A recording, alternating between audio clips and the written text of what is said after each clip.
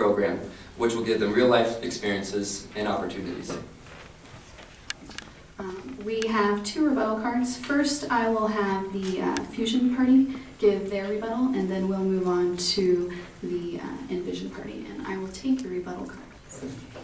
A student-run service would be ideal in the future when we can actually pay for it. Right now, the budget for Force By Bright is $120,000 with a $3,000 contingency fund if needed. If the Renew Party can put a budget for a student-run service on this piece of paper that articulates the cost of gas, the cost of the cars they're going to have to buy, the cost they're going to have to pay all the students to work, the transmission center, the cost of parking, and the congestion that's going to come from those new cars in the parking lot, the space they're going to have to rent for the new system that's going to be run or privatized, then I would vote for them. The problem is they can't. They can't do it now, and to suggest that a student-run system will work is simply flawed. And that's why we need to maintain what we're doing now, cracking down on the unknowing abuse of the system, and then reach out like the shirt, but have other fundraisers as well, where we can raise money to... Sorry. Go ahead. Yeah, that's On to Envision. Yeah. I would just like to point out that the student-run service has been researched before under the Bright administration. The liability factor in itself was too expensive to even think about going any further. The fact of the matter is, with this system that like Renew is proposing, you'd have to have drivers that are over the age of 21. That's hard to find. To find people who will volunteer their time, volunteer their service to drive other students around, that's hard to do. What's also hard to do is to ask people to fund a program that's been advertised as a drunk service, to ask people to open their pocketbooks and to write checks to a system that we're not even sure is solvent yet. What we need to do is focus on what ASUN can do to be good stewards of the student dollar and make sure that this program is feasible and get it under wraps before we start trying to implement new programs. That's what we need to do as a student body, and we ask that the students, if you want to see this program be sustainable, vote for us and pay your student fees, and we will make sure that this program is around for the next generation of Husker students. On to the second question. This question is for the internal vice presidential candidates. The Graduate Student Association recently took a survey of graduate students. This survey showed that many either do not understand where our student fees go, or they feel that student fees are spent on items that do not benefit them. What does your party plan to do to communicate how our UPFF fees are divided up, how ASUN uses its portion of our student life fees, and to address those who feel that student fees do not benefit them?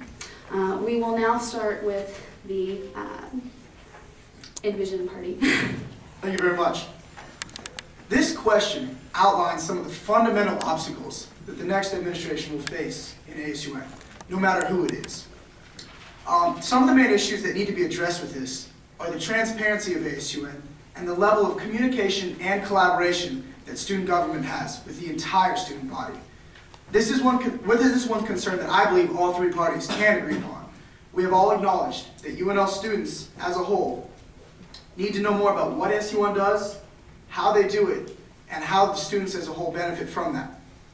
The fact is, though, that our team, Envision, is the only party to outline a clear, tangible solution to solve these problems. One of our three main platforms that we are running with is to establish a Student Organization Representative Council. This Student Organization Representative Council, or SOURCE, we have modeled after a similar program at Texas Tech. RSOs are an untapped resource on our campus. There are over 400 RSOs on campus, and I try to find a group of students who are not involved in RSOs. Everybody's involved. It's what they're passionate about, and it's where they put their time. And because students put their time into those RSOs, they may not have time to put into ASUN. They may not be able to come to their senators and say, you know, this is what I want to see done. That takes a lot of time on their part. What we want to do with SOURCE is create a forum-style discussion where those students can bring their ideas, their concerns, and their visions to ASUN, and we will make those happen. At the same time, in this forum-style discussion, senators will meet with these RSOs, and their executive officers and tell them what's coming in ASUN that will affect them. 15 What are we seconds. working on to affect students? How are we working for the student body and serving them? For this reason, we believe that SOURCE will increase the transparency of ASUN. It will increase the collaboration and communication between the student body and Time. ASUN. Thank you. On to the Renew Party. First of all, I'd like to say that this question is a very good one. And for those students who are wondering where they can find out where their student fees are going, there's two areas. First of all, to find out where your student life fees are going, such as the rec center, health center. That stuff actually is posted on the ASUN website.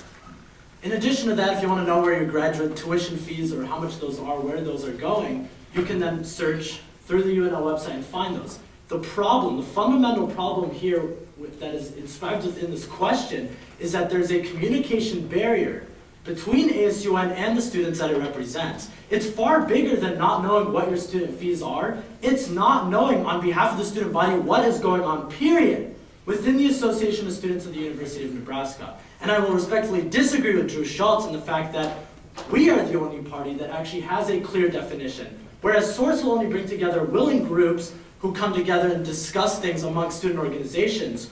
We're going to take a different stance. What the Renew Party wants to do is we want to be more proactive than reactive, because the problem is that the information that students is looking for is available.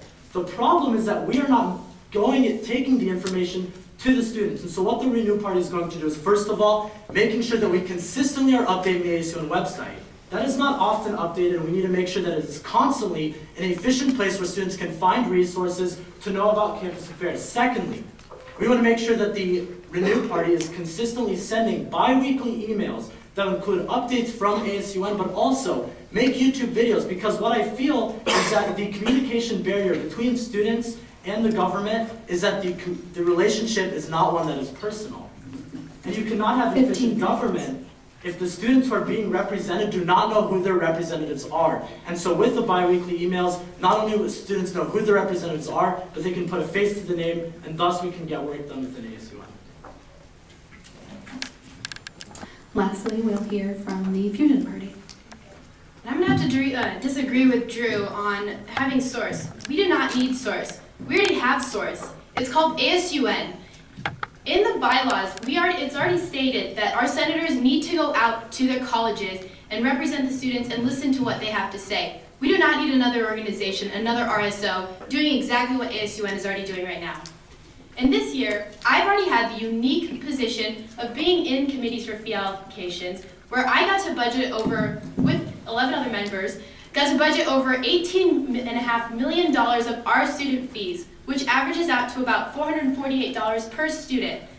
These different fee users that we budgeted this money out to goes to the Health Center, the City and the East Campus Unions, the Rec Center, the Daily Nebraskan, ASUN, the Lead Center, University Programming Council, and Transit Services.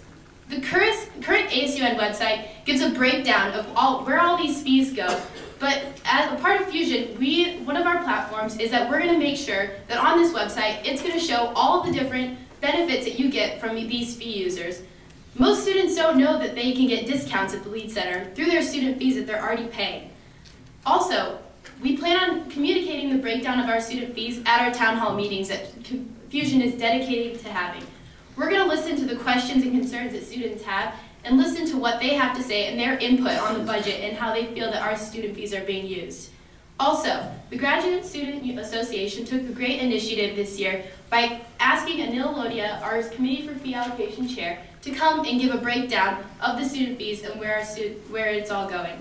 Also, Emil Salame and Clarissa Steele did a great job at communicating between the Graduate Student Association and ASUN where our fees are going, and I'd like to thank them. So if you guys have ever studied at the Union or gone to the Rec Center or also picked up a Daily Nebraskan, your student fees have been put to work, and we want to make sure that you know about that.